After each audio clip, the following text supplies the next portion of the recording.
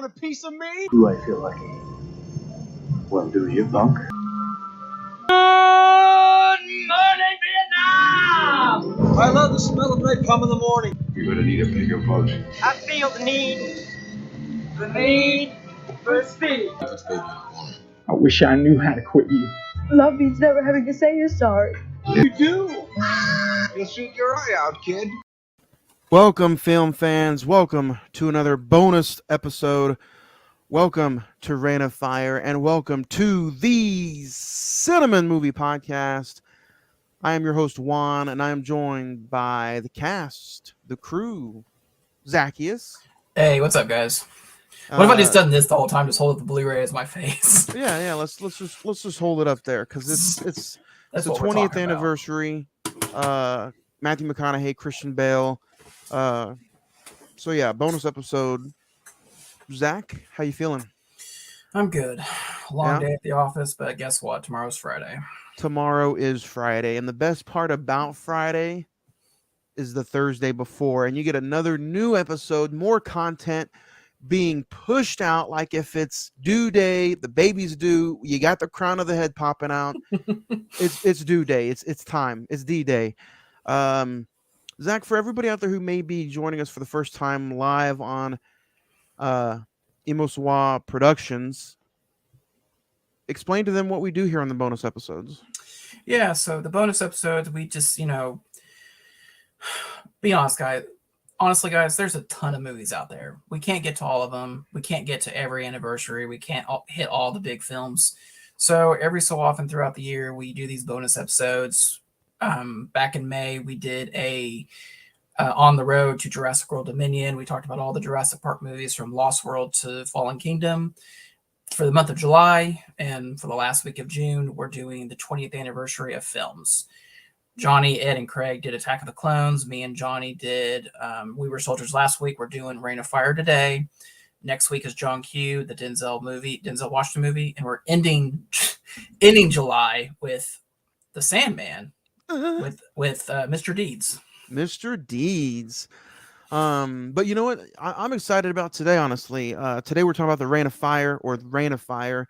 But if you guys did not join us just a few days ago for Monday, go back and listen to episode 201, Thor, Love and Thunder.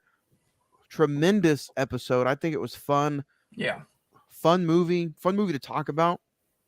So go back and listen to Thor 201 over in the archives. Episode 200 was just a few weeks ago. So we're pushing out a lot of content, guys. Go check it out. Go listen to it. Highly praised episodes. So I appreciate everything that everybody's been doing and helping us push out these episodes. Giving away some more digital copies this week, so you guys can check us out on the social media as well. Facebook.com/The Cine-Men Movie Podcast. Instagram, one word, The Cine-Men Movie Podcast. The Twitter is @Cine-Men405. You can send us some emails. We read emails at the end of every episode on Mondays. Email is cinemen921@gmail.com. We just got a lot of stuff going on. Yeah. And then, like Zach said, Monday kicks off Denzel week. The whole week is going to be dedicated to Denzel because Monday we're talking about Malcolm X, and then Thursday we're talking about John Q. Yep. And this is all leading up. We're putting all these Denzel movies into a big stirring pot. We're cooking it. We're letting it settle for a little bit. And then in December, we're going to push out probably one of our most funnest episodes that we've ever done, our top 5 plus 5, which those are some girthy episodes. Those are some fun, detailed, in-depth episodes. We haven't done one since March, and we're going to do one in December with our top 5 plus 5 Denzel movies of all time. Absolutely. So I can't wait. Hey, why not do it for his birthday month in December? Yeah. What appropriate time? And one of the things I think all 4 of us love to do the top 5 plus 5, but I think our listeners even enjoy it more because we get tons of emails with their top 10 films or whatever, just topic or discussion. Top 5 plus 5 December, Denzel Washington should be fun. Another big thing is, I am going to give Zach some props a little bit later on today. But this is a bonus episode, so let's get into it. Today we were talking Reign of Fire. It has a release date of July 12th, 2002. IMDb currently has it at 6.2. The Rotten Tomatoes score is 42%. Metascore is 39%, while the Google users have it at 78%. The budget was $60 million, and unfortunately it only grossed $82 million at the box office. Starring Matthew McConaughey, Christian Bale, Isabella Scorpio, Yep. Gerard Butler, Scott Mauner, David Kennedy, Alexander Sid, directed by Rob Bowman. A brood of fire-breathing dragons emerges from the earth and begins setting everything ablaze, establishing dominance over the planet and sending it to a crispy Armageddon end. Zach, before we get into this episode, let's do a little director talk. We always talk about the director. We'll shine some light on the director. Mm-hmm. The latest thing he really directed, if you want to get into it, I don't know if you already had it pulled up. I had it pulled up until my stupid thing. Here we go. So, director Rob Bowman. Let's see. He's done, honestly, a majority of his career has been television. Yeah. Whether it be 21 Jump Street, Star Trek, Quantum Leap, which I heard was coming back. The X-Files, he did 33 episodes of that. Which led him Quantico. to directing the X-Files first feature film. Mm-hmm. He also directed Reign of Fire. Your favorite superhero movie, Zach, he directed Elektra. To be honest, I've actually never seen that. So, but the latest thing he did was he's directed some episodes of The Rookie. Yeah, with Nathan Fillion. Looks like out of those three movies, Zach, Reign of Fire, The X-Files, and Elektra, which one would probably sit on top for you?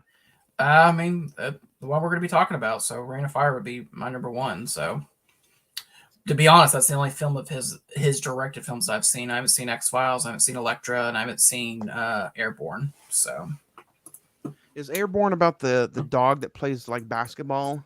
No, that's Airbud. Very different film.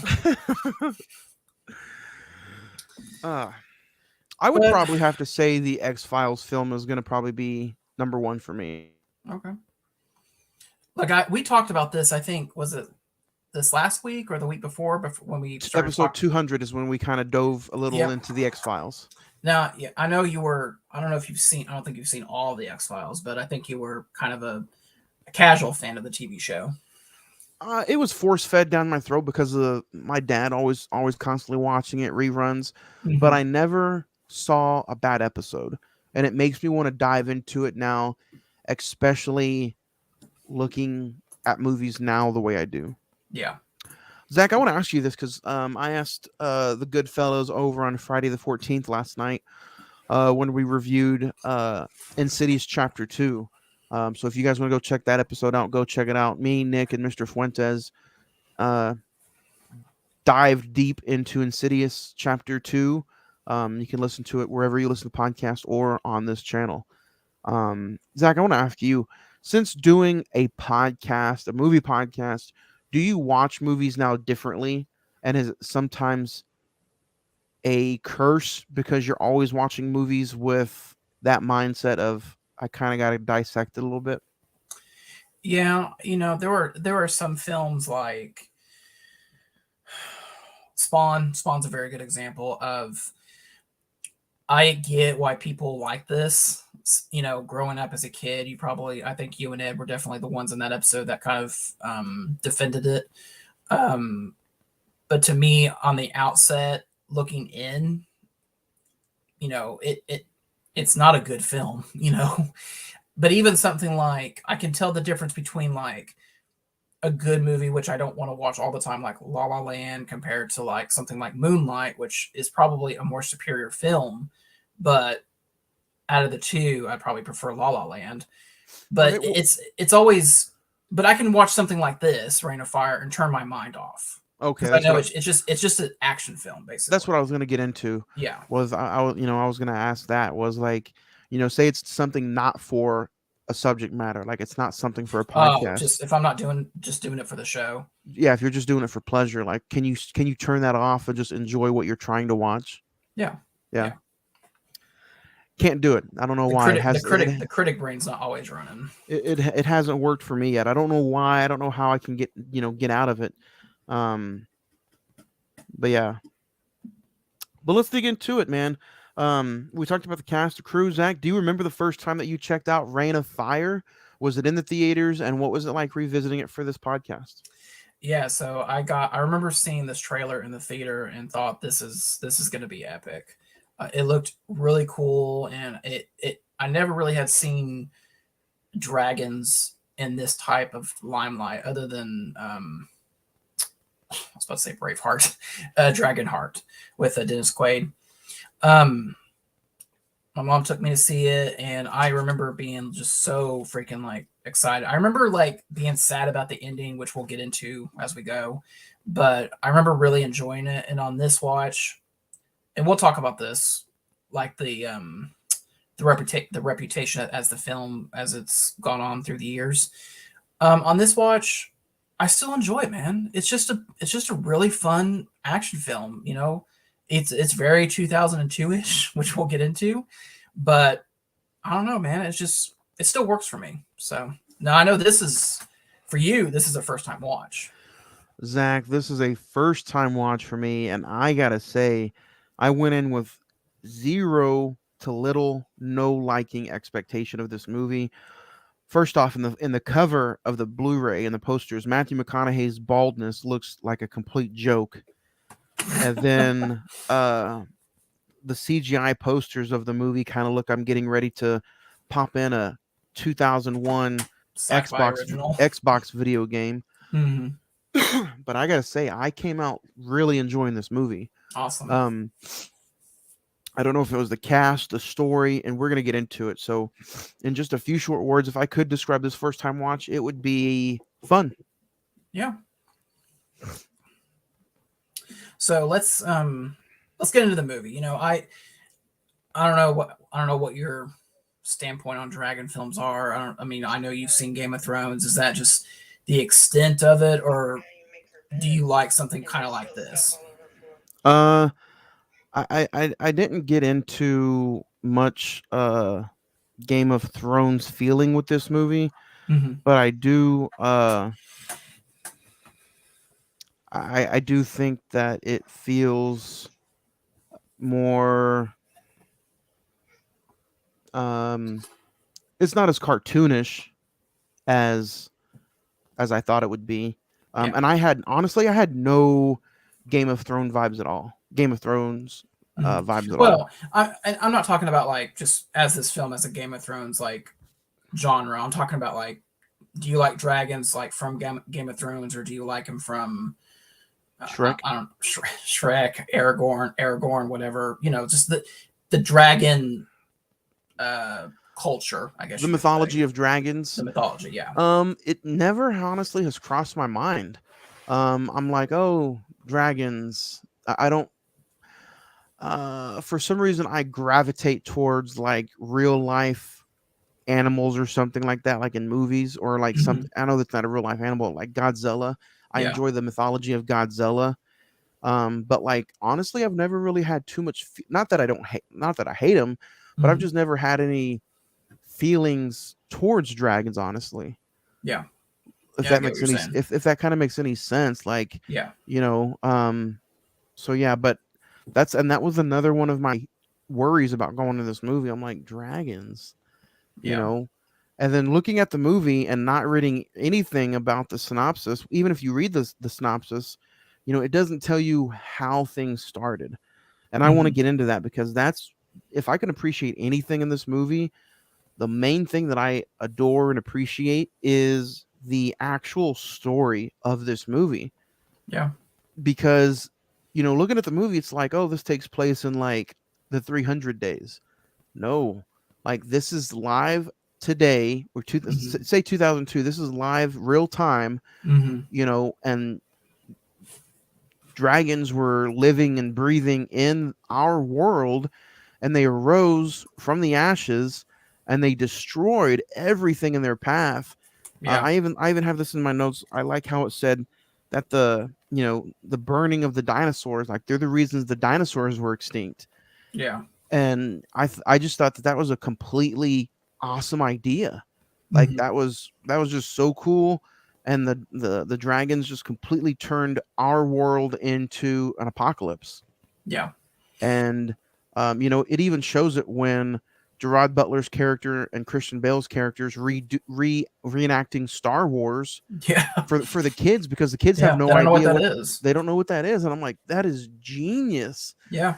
of you taking this mythology built of fire breathing dragons, something that people don't even hardly think about in movies, and you turned it into a zombie apocalypse. Yeah. That's how I sat and looked at this movie, and I think it did wonders for me. Yeah. I mean, I remember in the theater, I remember the opening sequence with young Quinn, and they go down to the digging shaft, and then the two guys get killed, and the dragon climbs its way up the elevator shaft and just looks in and just like flies out. I was like, that really set the tone for what this movie was going to be.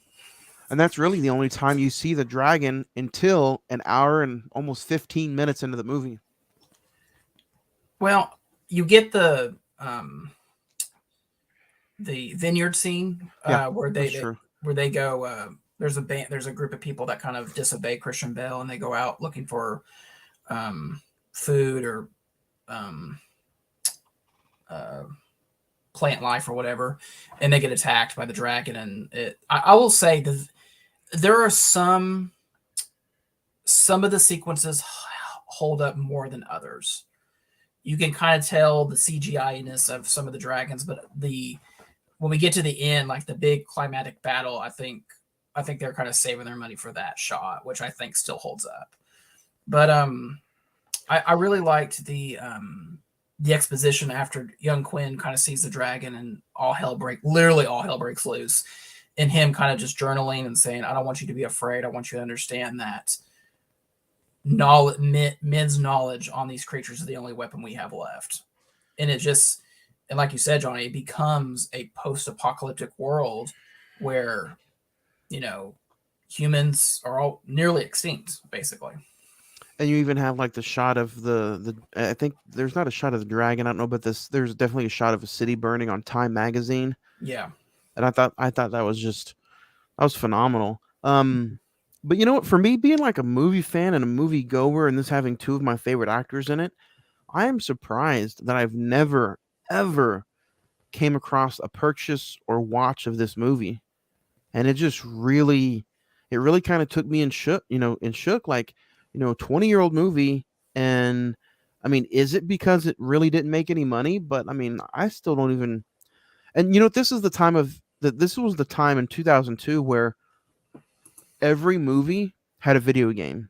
Yep. This had Did this have a video game? It did. It was on Xbox. I think PS2. I think. Okay. So I yeah, think I think you can be. I think you can actually play the dragon, and you're also like a version of Matthew McConaughey's character or something to that extent. what did you think of the two characters? You get a young Gerard Butler in this movie, Mm-hmm. and then Christian Bale, and I don't think I've ever seen those two in a movie together, but I No. liked it in this one. Yeah, I think they had good chemistry for they were pretty much they were friends, and they were pretty much together the entire film until but Matthew McConaughey comes into the picture. To be honest, I forgot Gerard Butler was even in this. Obviously, I didn't know who he was back in the day, even before 300 came out. But I really like Christian Bale in this movie. I think he's like a perfect audience character, if that makes sense. You kind of see the world through his eyes. You get what he's doing. You want him to protect this little community that's like stored up in this castle. And then when Matthew McConaughey comes around, he's kind of like the all America, we're going to take the dragons out of the sky type of person, which I still think his I think his performance is very much of the time, because during this time he was doing like rom-coms and like these really, I don't want to call this a Failure to silly, launch stuff like yeah, that. yeah, these little action movies like this and Sahara and different stuff like that.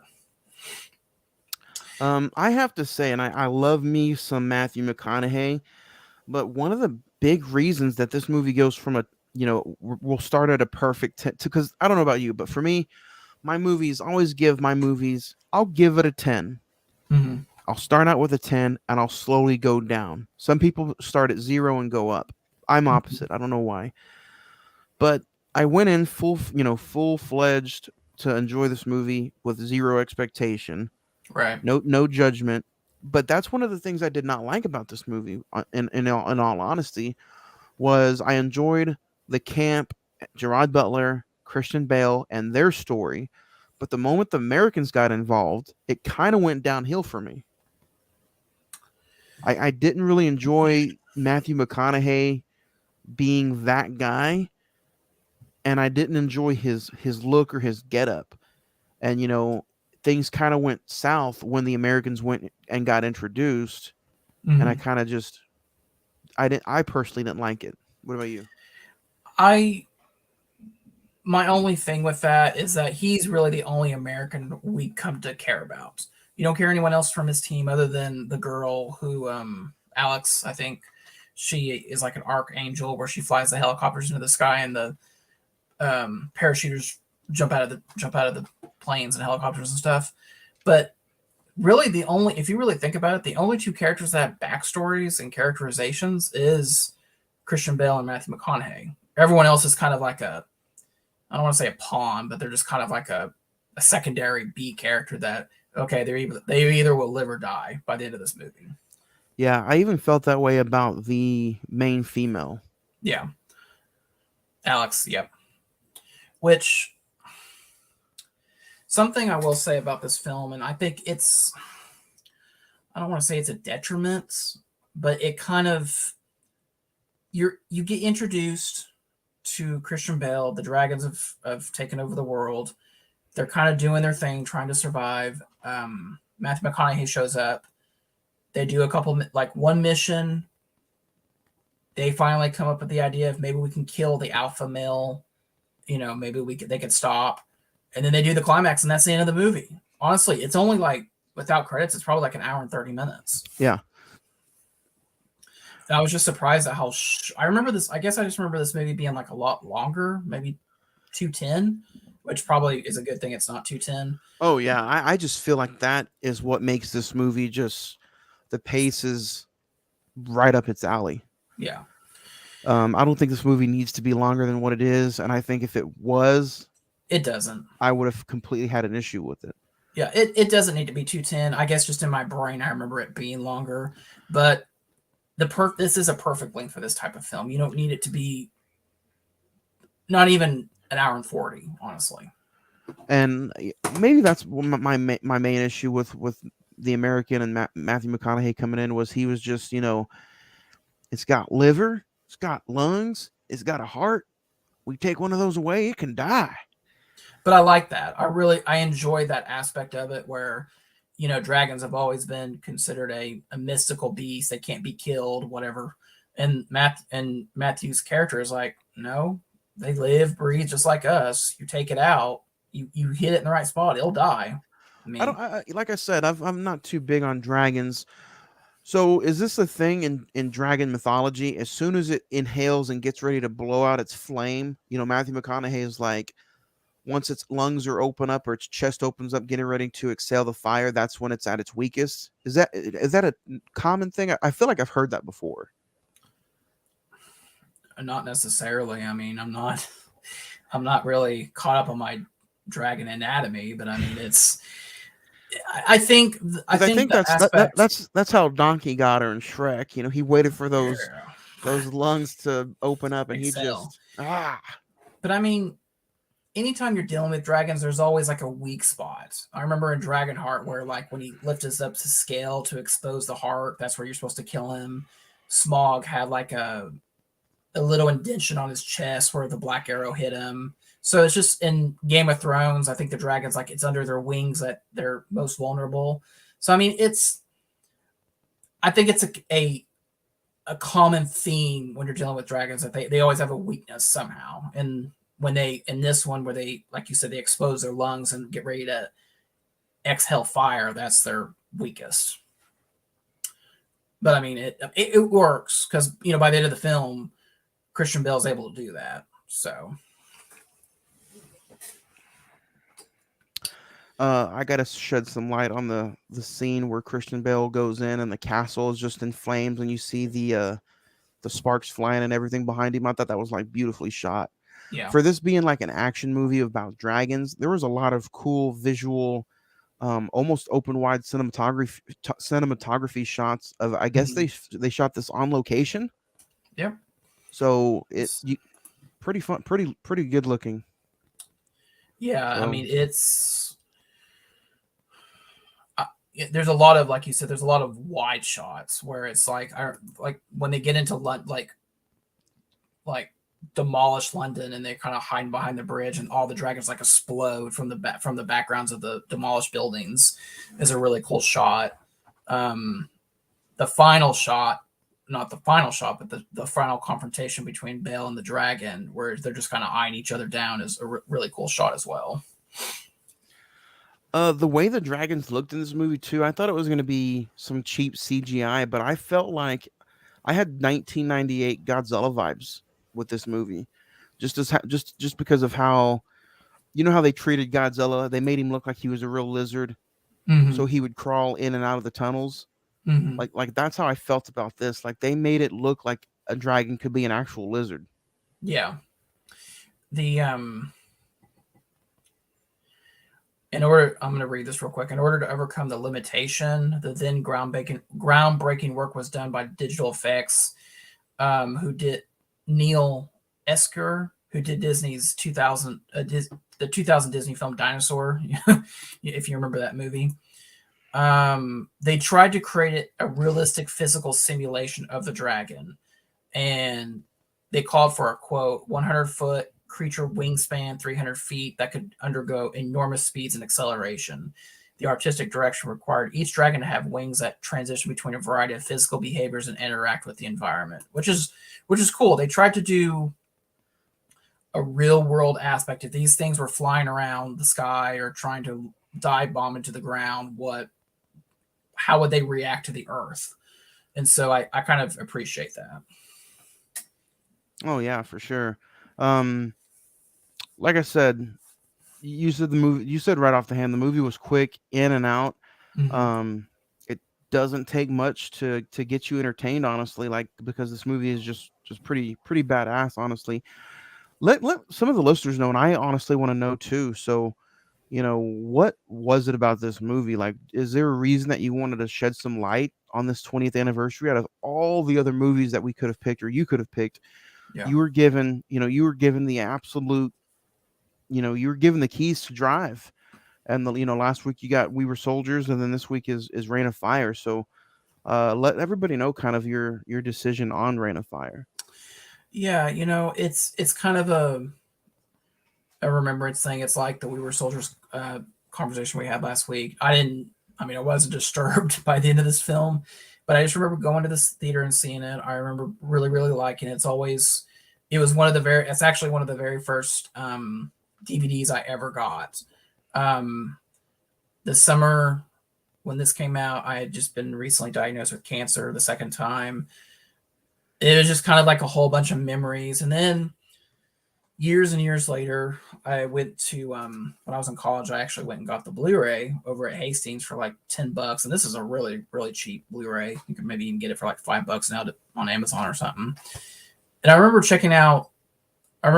going to the register and checking out, and the person behind the desk was like, "Oh my God, Reign of Fire. I haven't seen that movie in forever." So it's like people know about this movie, but they just forget that it exists, if that makes any sense. It's like, I remember I told my coworkers at work we were reviewing this, and they said, "Reign of Fire, what's that?" And I explained it. They said, "Oh, yeah, the dragon movie." So it's like, it's in the culture, but it's just been forgotten. And so it was just like, this year's the 20th anniversary. Let's talk about it.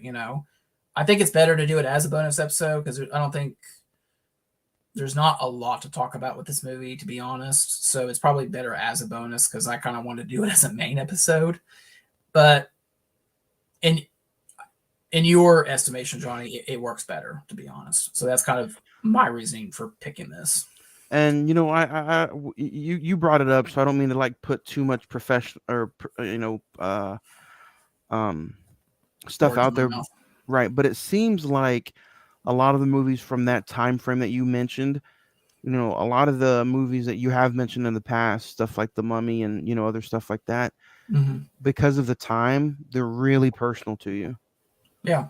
And Yeah. that's honestly what I can enjoy about talking movies with you, honestly, on a 1-to-1 scale. Mm-hmm. And this was like characters, podcast, show, numbers, everything out the window. Like, as just two people who love movies, Yeah. like that's one thing that I enjoy talking to you about, because out of all the hard stuff that you were going through, out of the just bad memories in general, Mm-hmm. the one thing that you can stay positive on was your movies. Yeah. And I mean, it's carried with you 20 years later. And yeah. I just got to say, like, that's the kind of stuff we need, and not just like stuff to talk about on the show, but like just stuff in general in life. Yeah. Because you took a terrible, disgusting disease and you made positive news about it. You were like, "Hey, I'm going to the movies and I'm going to enjoy every single moment about this." Yeah. It could have been a complete disaster for you, and you could have been like, "I'm not going to enjoy this." You probably didn't feel very good because of some of the stuff you were going through. Yeah. And 20 years later, man, you kicked it in its ass, and you have great stories to talk about with great movies. And I just want to say, thank you. Oh, you're welcome. And sometimes I wonder if people get tired of that because it's like, oh, so it goes back to cancer. Why you like this? It's just like, No, no, it's just it's a good when story. we talked about Spider-Man, the first Spider-Man, which is also celebrating 20 years this year. That was the first movie I saw. You gotta put this in perspective. I just had major lung surgery to remove like a baseball sized tumor in my lung. So the thing I remember my mom always brings this up is I told the doctor, look, I got to get out of here. I got to go see Spider-Man. I actually told a cancer doctor saying, hey, I need to go to the movies. That's more important to me right now than getting healthy. Yeah. And so, like you said, it's both a blessing and a curse. But I mean, this movie's going to, our review is going to show up on the feed tomorrow or Saturday. And they're going to say, what is this? And it's just, it's just a movie that, is it one of my 10 favorite films of all time? No, but it's a film that means a lot to me, just given the circumstances at the time. And I think I was like, you know what, let's just review it. I mean, that's basically what it comes down to. And like you said, Zach, it's cheap on Blu-ray. I paid like $11.99 for it on BestBuy.com. It's $3.99 to rent on YouTube, Apple TV, on Vudu, and on Prime Video. But guess what? If you have a Hulu subscription, Yeah, which 90% of us I'm sure do, go check it out on Hulu. yeah, It's an hour and 42 minutes, an hour and a half with credits. You get Matthew McConaughey, Christian Bale just a few years before The Dark Knight and Batman Begins. yeah, And you get some fun, dragon scenes. You get some fun apocalyptic scenes. mm-hmm. And it's Armageddon, but instead of an asteroid coming, it's a fucking dragon. Yeah, And I gotta appreciate this 2002. I'm gonna say it's a forgotten classic almost. yeah. I mean, like I said, I think people know about it, but there's no one talks about it anymore. It's just basically been forgotten. It's kind of in the shadow. This was, I think, about a month after Attack of the Clones came out, so people were still talking about that. And I think it came out the same day as Crocodile Hunter Collision Course. Oh my god! Which is another borderline classic, if you ask me. But Hey, but it's it's a film that I think if you give it a chance, I think you are rewarded by the end of the film. I think it still has some great sequences that definitely entertain you. And like you said, excluding credits, you're in and out around 30 minutes. Speaking of In and Out, I had a little issue with the ending as well. You said something too about the ending. What did you not like about the ending? Well, it's probably the opposite of what I was thinking. I was just sad that Matthew McConaughey died. I think it's a Oh, really cool way he goes out, yeah, he but sacrificed himself. yeah, but I mean, I don't know. I just wanted him to live when I was younger. So, No, which I'm wasn't. sure, since you didn't like that character, you probably thought, well, that was kind of a redeeming quality. No, it's not that. I mean, I enjoyed the ending, but I just felt like his death was okay, but I felt like the clarity was just a little. There wasn't closure really, because it kind of left an open door for a sequel. Because Christian Bale was like, if they come back, I'll kill him. You know, Yeah, So it just kind of like I didn't get a good closure on the ending. And I guess that's a movie back in the day. That's a movie now because everybody needs a sequel. And yeah, I'm sure if it made $200 million, I'm sure there would have been a sequel. yeah. Well, there was talks of a sequel. It was canceled. In a 2002 interview, Christian Bale was asked, "Is there a sequel? Is there a sequel possibly to Ring of Fire?" To which Bell responded, "Possibly."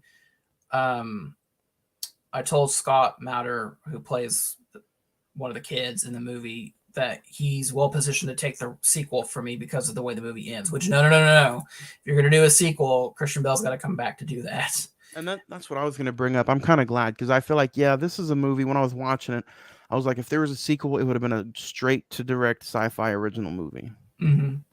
Which this is cool. The legacy of this, the mechanisms, which we talked about, of the dragon's fire breath in this movie inspired the biology of real life creatures such as the anti-predator adaptation or bombarder beetle and poison glands of vipers, which was used in later works such as Harry Potter and the Goblet of Fire, The Deathly Hallows Part 1, Gods of Egypt, and the one we talked about earlier, Game of Thrones. So Nice. this movie's kind of had a little bit of a lasting effect.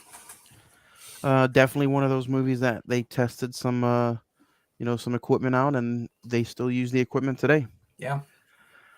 All right, Zach, let's get into. You have any favorite scenes from this movie that you want to maybe get off your shoulders?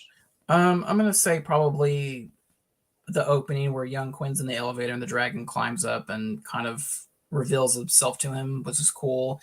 And then the final climax between Christian Bale, Matthew McConaughey, and the girl Alex, and then ultimately the stare down between the Bale and the dragon is an awesome scene. And kind of the way he kind of he has to be, as they say, in the furnace to actually shoot the arrows into the mouth.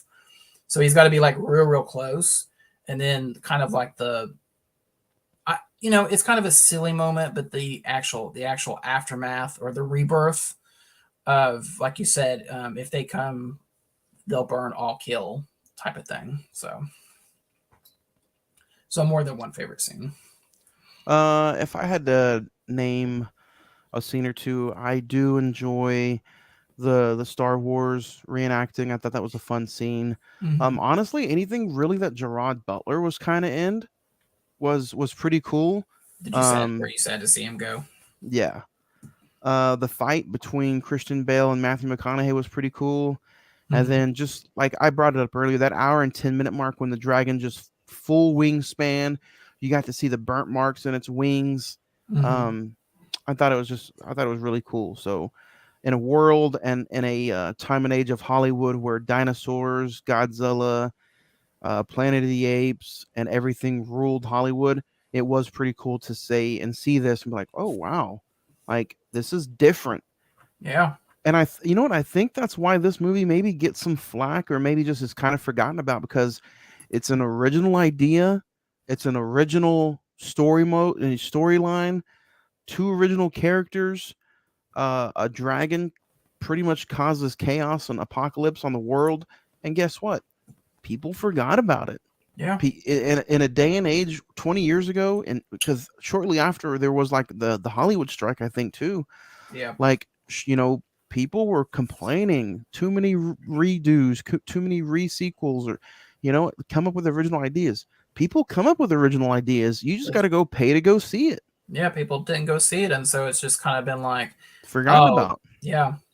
This came out the same day as, like I said, the Crocodile Hunter Collision Course, Road to Perdition, which is actually a really cool Tom Hanks movie, and your favorite film of all time in the franchise, Johnny, Halloween Resurrection. Fuck that movie. So, Which I mentioned it last night on Friday the 14th. Zach, did you see that Halloween Ends trailer comes out July 20th? oh boy. Yeah, Jamie Lee Curtis shared it on her Twitter earlier this week. So I know that'll be a thing that we bring up Monday in some movie news. But yeah, I thought I'd mention it to you. July 20th. That's next Wednesday, and then we'll talk about it on the Nope episode on the 25th. Yep. So, all right. I think it's time, Zach. What everybody waits for. Star rating 1 out of 10. Rain of Fire for you gets a. Honestly, it's kind of the same situation that we were talking about last week with We Were Soldiers. I'm gonna give it an 8, man. Honestly, it's a really fun in and out action film from the early 2000s that is kind of treasured in my brain. I think I know you don't really like the performance of McConaughey, but it works for me. I think Christian Bale's great, which is ironic that we had Christian Bale week with Thor: Love and Thunder and Ring of Fire. But yeah, man, it's a film that just give it a chance. I think you will be rewarded, and like you said, it's on Hulu. So if you have a Hulu account, which about 100% of the population does, just go watch it for free. What about you? Before I get into mine, Zach, you check out did you check you didn't check this out on Hulu, you checked it out on the Blu-ray, right? The Blu-ray, yeah. I didn't check any of the special features out yet, but I think I'm going to go back and check that out for myself. My star rating, honestly, I enjoyed it. It was a fun watch. Like you said, you were in and out. I had no pacing issues whatsoever. I just didn't like how it was kind of American forced.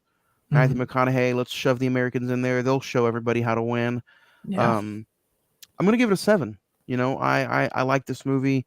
I don't know how the rewatchability would live up now that I've seen the story mode or the story arc of the film and the fire breathing dragons, which was a fun concept. But for now, I'm thoroughly impressed. I know a 7. People are, he just thinks it's fine. No, to me, a 7 for this movie on a first time watch, I was impressed with it. Yeah. And I do, I recommend it. I say, hey guys, go out there and check it out on the Hulu. I think it's definitely worth a watch. So, and something I do want to point out is that they released a soundtrack to it, but it was just mostly the score. But there was a band from the early 2000s that did like a whole album they're called Mad at Gravity. And they have 2 songs that play during the credits of the film called Burn and Walk Away. Really kind of a cool indie band that they only did 1 album and kind of dissolved and haven't been heard from since. But this is kind of what they're known for, doing the songs for this movie. And they're on Spotify. They're on Apple Music. So go check them out. Mad at Gravity. Nice.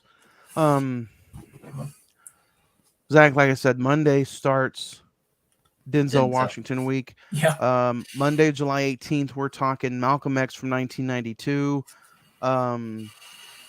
Zach, you excited about Malcolm X? Yeah, I think this is going to be a really interesting conversation. I wasn't with you guys when you guys did the Judas and the Black Messiah episode, but I think this has a lot of those type of vibes. So it'll be interesting to talk about. Monday, we're talking Malcolm X. We're also going to talk our top 5 movies based on real life individuals. So like biopics, top 5 biopics. Top 5 biopics. And then next Thursday, we're talking the 20th anniversary of John Q. Denzel Washington, Robert Duvall, James Woods, Anne Hatchett, Kimberly Elsie, and Ray Liotta. Yeah. So and that's streaming on Netflix right now. Netflix. So yeah, you got 2 movies. Unfortunately, Malcolm X was on HBO Max, but they took it off. So next Thursday, July 21st. We're talking John Q. You excited about John Q? Have you ever seen it? I have seen it. It's been a long time since I've seen it, but ironically, guys, because they know last day to watch it, July the 31st. So, of course. So we will get it watched and reviewed before they take it off. All right, then, Zach. Do you have anything you want to put on the final stamp of Rain Over Fire before we go into Monday with Malcolm X? No. Like I said, you got Hulu. Go check it out. That's my conclusion. Is Malcolm X going to be a first-time watch for you in full? It was a first-time watch, yeah. Nice. I'm excited. Don't forget, guys, Monday, July 18th, Malcolm X, right here on the Cine-Men Movie Podcast. Malcolm X.